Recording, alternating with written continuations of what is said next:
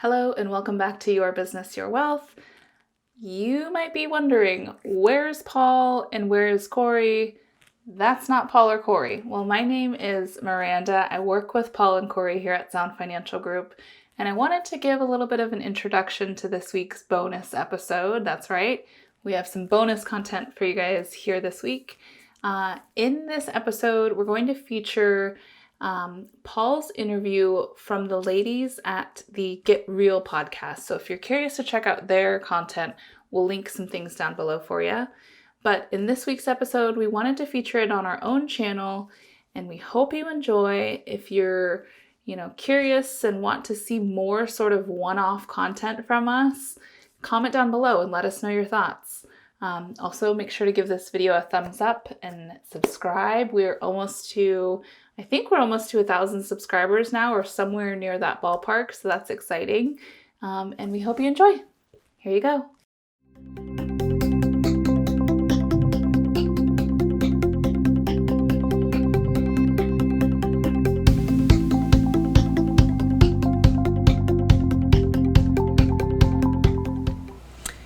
Good morning and welcome to Get Real. We're so excited you're joining us today for another engaging conversation with independent financial advisors and the industry leaders who support them. I'm very excited for today's guest. I am as well. Day before Thanksgiving. Special guest we have joining us today is Paul Adams.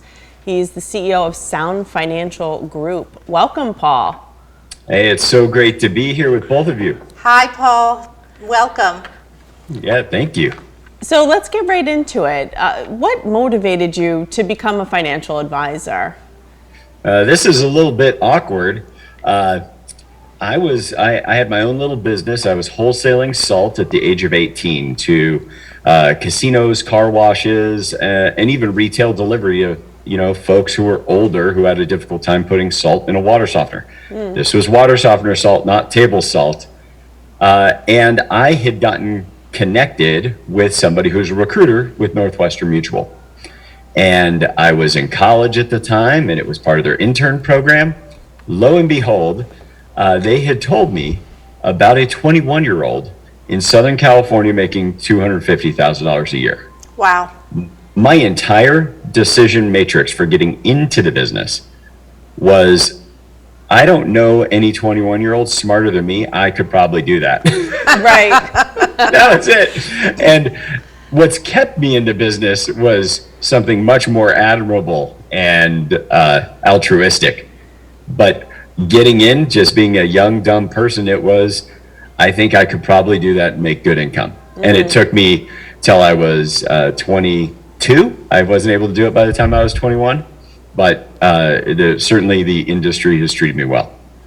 That's wonderful. And what a great story, right? I mean, I think a lot of people are motivated for different reasons, but for a young person with no experience to go into a training program, I think that's certainly a pull for a lot of people. We've heard that Absolutely. before. So, you have a very unique prospecting process, and from the time when you first started in the business to where you are today, share with us why you decided to create that process for your business. Yeah, I've had a little bit of, I don't know what it would be. Let's just call it a background objection or concern about my industry. And it wasn't not like I feel super bad or I think the industry is awful. Rather, it's just so much of it is sales oriented. You're closing somebody on an appointment, closing them on a product, and that's all the stuff you learn when you first get in the industry. And it never felt right to me. I thought with something as intimate as money, being good at selling financial products to people felt like being really good at selling marriage counseling. Like that's not, it felt like a place that's too personal to have sales be such an important part of it. So I've always tried to do things a little bit different and make it more of a leadership and coaching offer of what we do for our clients rather than selling them on working with us. And so what that developed into over the years is a process by which our first conversation with clients is not like anybody else I know in the industry. Our first conversation is just philosophy. We're going to share with you a little bit about how we think about money, find out from you how you've been thinking about your money in your life so far, find a little bit about each other's values, and then choose whether or not it might make sense to have another meeting. And that second meeting for us is the client choosing to do an application. They fill that out ahead of time, and we review that application. We don't make an offer to anybody who applies. We have to make sure that it's ethical for us to make them an offer. At what point did you decide that this had to be a part of your process, right? Clearly there was an event, something occurred, or perhaps it was over time that you thought, this is very different, obviously, from what we see mostly with other financial advisors. What really motivated you to say, this is what's right for me? It comes from a lot of things, I think, in our lives, which is personal experience. I applied to be in a business study and coaching program, and I had to fill out an application. And it hit me that we don't accept everybody as a client. And how often when clients show up to a first meeting, they're a little bit afraid of how deep of an exam this is going to be on them financially. I think it's the biggest reason people delay those things, similar to why we delay certain things, because we say to ourselves, I know I got to take my shirt off in front of the doctor. I'm not sure I want to do that. Let me lose some weight first. The same way I think that happens for clients, and what we can do by having that first meeting just be philosophy is we take all the risk out of it. And we let them know up front at the very beginning of that meeting that we have no offer to make them.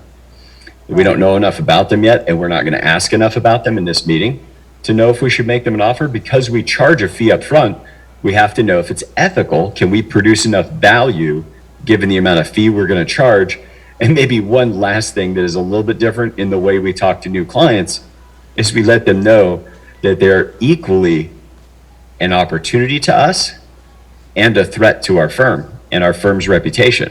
And so we take it really seriously who we accept as a client, because if we don't think we can recapture some multiple of that fee in the first year that we charged up front, then we won't make an offer. Really interesting. I think that's wonderful, because it also gives not only you the opportunity to say, this is a good fit, our office, our team can serve this client as it needs to. Right. But the client, the prospective client, can also say, it is working well, these guys are really in it, they're going to be on my team, or I'm not feeling the love and this might not be a good fit. And I think that before all of the money gets transferred and then you're into it for 6-12 months and you're like, this isn't a good fit for one another. This really gives everybody the opportunity to take it slow. Take that pressure off. And we did one other thing to kind of in the vein of what you're talking about there, which is we're the first firm in the state of Washington with regulatory approval to give a full refund up to 6 months into our process. Wow. So if somebody engages us for $7,000 as an upfront fee, if they don't think our work is satisfactory in that first 6 months, they can ask for a refund for any reason. Well, except for the regulatory ones, you guys know, like it can't be based upon investment performance, but they can say, I don't like the amount of gray growing into Paul's beard, and that'd be a good enough reason to get your money back. No, that will never happen. There's Because just you don't trash talk the beard, that'll get your refund right away. Your application will just get torn up right from the get-go. That's funny. So talk to us about something, what else is unique about your practice before we get into, the very detailed interview process, which we want to talk about that, and you shared that with us when we spoke earlier. But what else is unique about your practice? Well, I mentioned a little bit about how we charge a fee up front, and more firms are doing that. I think one part of the way we charge a fee that's different is we actually charge enough that like it can be the full monetization model. We use a design build philosophy, maybe like an architecture firm that also has a general contractor working for them. But in our case, we make that offer to charge a fee, and then we leave it optional if the client wants to implement with us. They can implement with another advisor, or we will support them in implementing on their own on a no-load platform or a TD Ameritrade. Interesting. So that's a little bit different, but also we went fully virtual back in January of 2017. And since that time, we have not met any clients in person for planning at all. Wow. You were fully prepared for COVID then. Oh my gosh, I thought I was going to get investigated. It was so good, like in terms of my lifestyle. like I had brought it into the country or something. It was incredible that because our team is also totally distributed, each one of them, works from their remote location in 4 different states. Even the day after the 2 weeks to stop the spread, we were just all on our computers the next morning. Yeah. And I was kind of wondering, like, oh my gosh, I wonder who's not going to be here. And everybody was there because it was just our laptop. And what we like to say is we meet you wherever you are. And that doesn't just mean your current level of financial knowledge, but it also means wherever you are in the world. Like the wife is traveling to a business conference in New Jersey. The husband is at their home in Oklahoma. They're working with an advisor that's sitting in Denver. Like, that's how we do it. And we do it that way because we know how much it eats up people's schedule driving back and forth. And we think people can't learn enough about their financial decisions before making those financial decisions if they're having to drive back and forth and they have that extra hour and a half sometimes drag just in the getting out of their office, getting into their car, driving to the advisor's office, and then repeating all that in reverse, all the while losing highly productive time from your career or business while you're meeting with the advisor. And your clients become, your prospective clients is the entire country, right? Right. That Yes. just opens up an entire new base for you. We were just talking about this with our own business and how the virtual world for all of us in the industry has really been a benefit, and that we've been able to meet and introduce and have really wonderful conversations with folks throughout the entire country that we would not have had before. And also, if you think about it, the fact that you, Paul, you have this process in place where people have to apply to work with you. It's not just, oh, you're a financial advisor, I like you, let me start transferring my money to you. Right. Yeah. If you have the whole country that could potentially be a client, you're then really able to work with folks that are fully aligned with you because you have that flexibility. And we know that technology just really revolutionizes the ability for advisors to deliver their solutions to their clients. But you're really able to find that if it exists, perfect fit, right?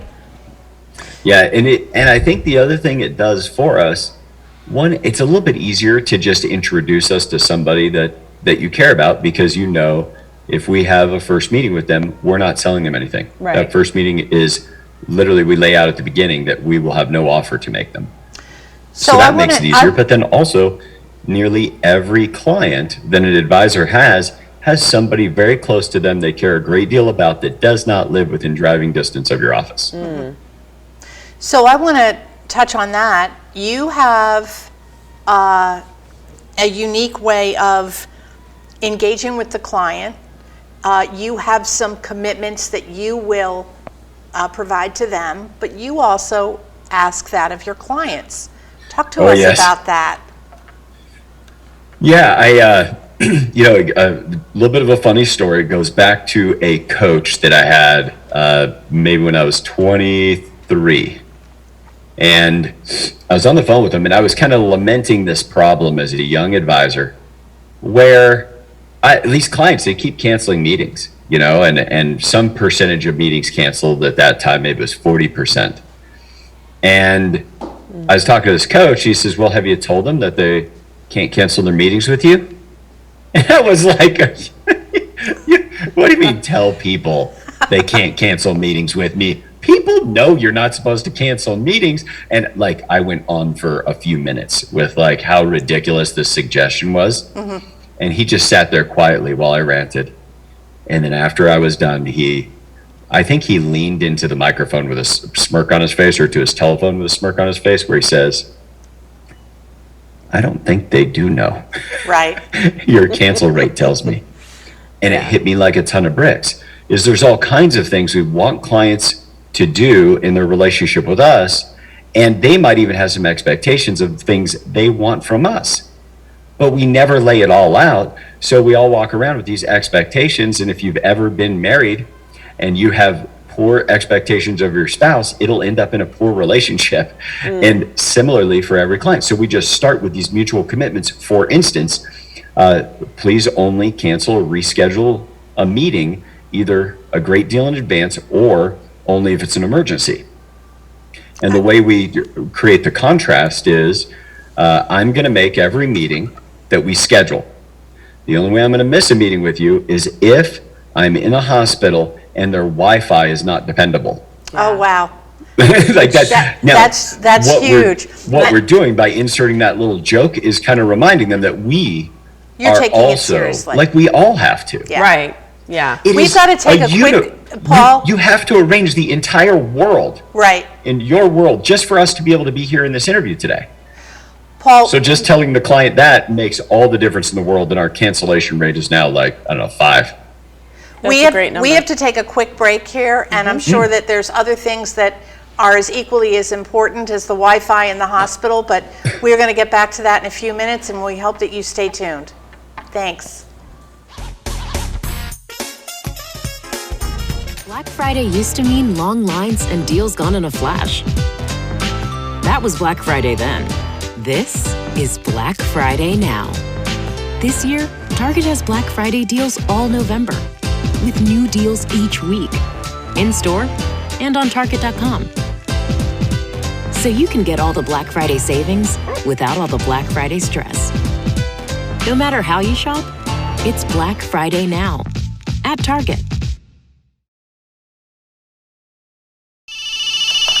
Is everything ready for tomorrow?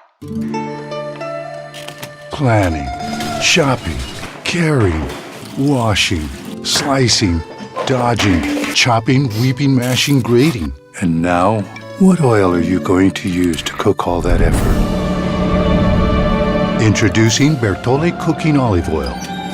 Ideal for cooking.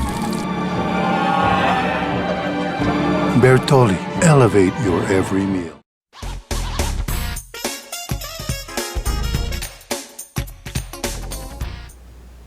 Welcome back to Get Real. We're having a great conversation with our guest today, Paul Adams from Sound Financial Group. And just before the break, we were talking about commitments from both the advisor's perspective and the client's perspective that they've implemented at Sound Financial. And one of them was that, Paul, you're committing to keeping the meeting, even if you're in the hospital, if there's an appropriate Wi-Fi signal. So what's one other commitment that you're asking of the clients? You know, these are just simple. I think nearly every advisor can do this, or any person could do this in their business relationships. But I was just looking at the list during break, and one of them we talk about is staying current. Another thing I learned from one of my coaches, and he said, I want you to stay current. That doesn't just mean get your homework done between the meetings, because it'll seem insurmountable if you don't get a little bit done after each meeting. He said, but I want you to stay current in your relationship with me. If I do something that doesn't work for you, I want you to tell me now so we have a shot at having a relationship for decades. Interesting. And I'm going to do the same. If something doesn't work for us or our team, we're going to tell you also out of the same spirit of wanting this to work for decades. Have you, and one other question about this, which I think that our audience will really appreciate and struggle with, right? Advisors all have the client that is not their best client for whatever reason, and it always presents a challenge. When have you had a challenging client that has not kept up their part of the bargain or their commitment? How have you had to break that relationship? You know, it's funny. I used to have to break up with people, if you will. And that was almost always messy. Now, I highly encourage it. It can damage relationships. It can get you down on yourself if your client has a bad reaction. But all you have to do is be dissatisfied with one client and let them go, even if you do it really, really poorly. What I think it does is it changes your posture for the next client. Like, it creates this inner strength where it's a little bit like the mailman that's getting barked at every day by the dog, and then the substitute mailman comes in. Right. And when he comes in, he takes one look at that dog like, I'm going to punt you across the yard, and the dog doesn't bark. I think similar things happen before we get a certain kind of resolve. And, you know, it's like 12-year-old girls, and 12-year-old boys too. If they make fun of you, they'll be like, your butt is so flat, is what they would say to me. I'm like, that's the one thing I'm sensitive about, and that's the one you find. I think clients can sometimes bring up the same kind of concerns. They'll pick on the one thing you're very sensitive about until you stand up for it. And that might be letting a client go. Now, what's changed? We remind our clients about every second meeting of all our mutual commitments. And we really haven't ever had to bring it up, because it's usually because they forgot, their behavior got out of whack, and we just didn't remind them. So by just reminding them about every other meeting, everybody holds the same expectations. That's wonderful. Now, but the challenge is they hold me to all my commitments too. So you got to make sure you're really operationally sound before you start putting mutual commitments in with clients. Yeah, and I think that breeds a mutual respect among both sides. And I think that is a great segue to, it was important for you to build this practice, this business, as a lifestyle practice, right? That work-life balance. But share with us why that was important. I think people know about it, but they don't really know how to accomplish that balance, because it's a balance. It is. And I'll even challenge it a little bit to say, I think the biggest problem with creating balance is the word balance. The word balance, I don't know if I have something here I could use. Oh, here's a pen. Balance, just the word, implies equal and opposite forces working against each other to balance, like this pen is on my finger. Right. Well, I don't just have work and family. I've got a lot of concerns. Fitness, spirituality, all of those things are one ecosystem. So a little bit like an orchestra, that cacophony ahead of time before the conductor comes up and brings it together. And for anybody who's been to an orchestra, you know that noise where it goes from chaos into one solid note. That's orchestration. And I think that's what's required. Now, when it's called a lifestyle business, I don't love that as a tag, because I think so many entrepreneurs think lifestyle business equals stagnant, high profitability, not investing in growth, not growing. But that doesn't have to be true. What you can do, I think any advisor can, is simply plan your life first. How much time do you want to spend on vacation? How much time do you want to spend with your family? What do you want your physical strength to be like? How often are you going to work out? What are you going to eat like? Where are you going to live, and where are you going to vacation? All of that stuff first. Right. Only after that should we do some kind of planning for what it's going to cost to live that lifestyle 6 months from now, 1 year from now, 3 years from now, whatever, how we've planned it. Only after we figured out what life we want to live and how much it's going to cost should we even begin to do our business planning. You see, everybody chases business. They chase revenue. And rather than just chasing revenue, chasing having more employees or a bigger brand, instead, I just need to make sure the business has enough profitability that it produces the life that I want to have. And this wasn't always the case. I re-engineered the company back in early 2017 so that my life was fed into and thrived by my career in business, instead of my life being sucked dry by my career in business. Because I think it's easy to get pulled into that, right? The way, and the whole industry, right? It's about getting those accumulation of assets. It's about, moving forward, however that works for you. But nobody really teaches you that you have to take care of yourself first. You can't possibly show up in a way that will be beneficial for your business if you are completely drained before you even arrive at the office. Right. And I like the idea of identifying your wants. Right. I also like the word orchestration. Yes. Because the analogy of, you're there ready for the symphony to start and everything is all a mishmash and then one note. That's a great analogy. It is.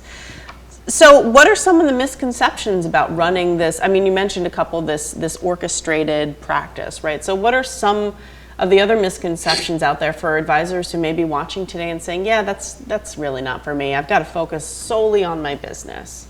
Oh my gosh. I think the big one for anybody there is careful about your pride, about being busy. I think so often I was on the phone with a client of ours some time ago, really successful business guy, and he says, oh, how is it today? He says, oh, rush and hurried, and this is going on, that's going on. He says, but you know how it is. And I showed up like I do for all my calls, much like I am here today, not hurried, not harried. And I just looked at him on the Zoom meeting and I said, no, I don't know what that's like. And it stopped everything. It stopped everything because he had lived his life up to that date with a ton of pride about how busy he was. That somehow showed him as being important to the people he was talking to. Busy, busy.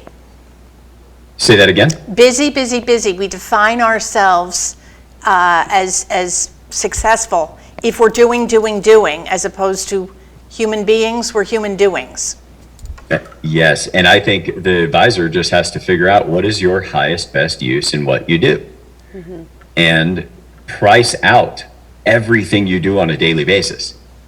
And if you do it for 15 minutes or more, you should know what it costs an hour to have somebody else do that. And what we figured out is what I'm really good at is the stuff we'd have to pay somebody thousands of dollars an hour to do. And about everything else can be paid for by somebody else that can do it better than Paul. And so I just don't do that much in the company. Yeah. You've touched on the next question a bit, but perhaps you can elaborate a little bit more about how much your personal values are really integrated into your financial practice. Well, yeah, and I think it's kind of funny. So I'm a believer in Christ, a churchgoer, a conservative, a father, a husband, and all of those things are a deep part of my value set. But I think while we, work to treat our employees a certain way, they're in alignment with those values, and treat our clients with the dignity and their values, probably one of the biggest things we do is we stand up for our clients that their money be doing what their values are.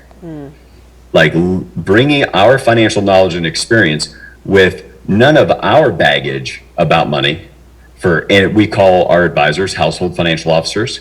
So none of our household financial officers, when they show up to a client meeting, should bring any of their baggage. So if I have a client who has a social aim in their investing that doesn't agree with my values, I'm okay with that, because my highest calling in working with that client is to have their life work the way they want it to, applying my knowledge and skills to it and my firm's ability. I think that's so important. And I hear a lot of themes as you're talking, that's that letting go of that pride and that ego in all of your processes. I think all of us as human beings have a natural inclination showing up with, this is the way I see the world and this is the way I think it should be done. But really, when you're serving others, it's beneficial to everyone that you drop that veil, so to speak. Yep, and I don't know that one's anything that ever gets solved, because it seems like every time I solve it to a certain degree, I get to a new level of success, and it's easy to be prideful about that new level. And you just got to be in the process of setting it aside again. Yep. So we've got about 30 seconds, and Genevieve can ask her favorite last question of you, Paul. It is my favorite question because I think it gives so much insight. But in 30 seconds, if you could have a cup of coffee with your younger self, what would you say to yourself? Younger self, what would I tell them? Number one, figure out what you're uniquely able to do in your business early, and only do that. Second, revenue is vanity. Profit is the only thing that matters. That's fantastic. It is fantastic. Paul, we have enjoyed our conversation with you today. Thank you so much. We wish you and your family a wonderful Thanksgiving holiday. And we appreciate our audience and wish all of you a happy Thanksgiving as well. And join us next time on Get Real.